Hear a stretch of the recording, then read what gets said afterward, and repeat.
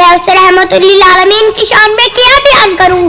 مقام محمود جس کے انتظار میں ہے، شفاعت کبریٰ جس کے انتظار میں ہے، جنت بن سور کر جس کے انتظار میں ہے، وہ جو کے مقام پر دندان بخاری شہید کروا کر بھی مسکرانے والا، وہ جو مکہ فتح کر کے معافی کا اعلان کرنے والا، میرے رب جس کی زلفوں کی قسمیں اٹھائے ولا اذا سجا، میرے رب جس کے شہر کی قسمیں اٹھائے وہ حاضر بدل امین.